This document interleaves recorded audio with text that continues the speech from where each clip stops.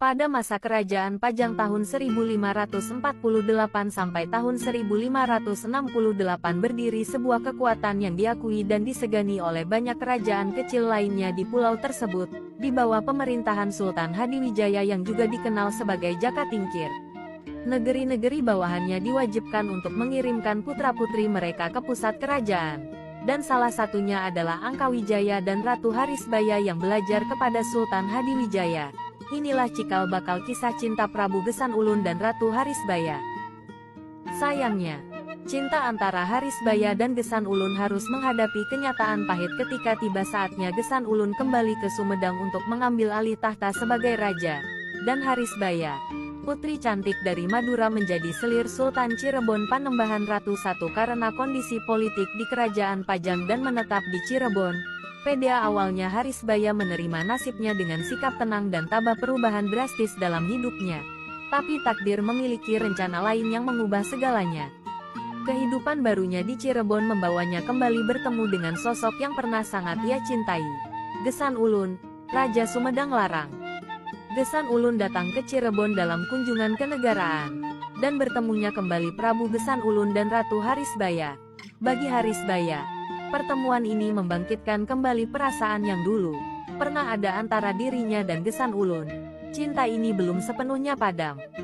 Keduanya kini berada di tengah pusaran takdir yang tidak terelakkan. Meski Harisbaya sudah menjadi selir Sultan Cirebon, cinta lamanya dengan Gesan Ulun tidak dapat diabaikan.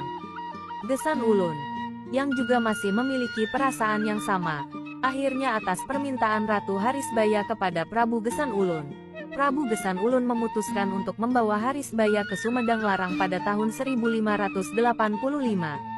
Ini jadi pemicu awal mula perang antara Cirebon dan Sumedang. Peristiwa ini merupakan pukulan besar bagi Panembahan Ratu I. Sebagai penguasa Cirebon, harga dirinya merasa terinjak-injak dengan terjadinya peristiwa itu. Tidak hanya kehilangan seorang selir tetapi juga dipermalukan oleh Prabu Gesan Ulun. Panembahan Ratu kemudian mengumumkan perang terhadap Sumedang. Di sisi lain, Gesan Ulun, yang sangat mencintai Harisbaya, tidak gentar dengan ancaman dari Cirebon. Baginya, Harisbaya harus menjadi istrinya, meski harus menghadapi konsekuensi perang. Namun, perang tidak berlangsung lama. Pertempuran Yan, Gesengit dan korban yang jatuh dari kedua belah pihak membawa kesadaran akan perlunya perdamaian.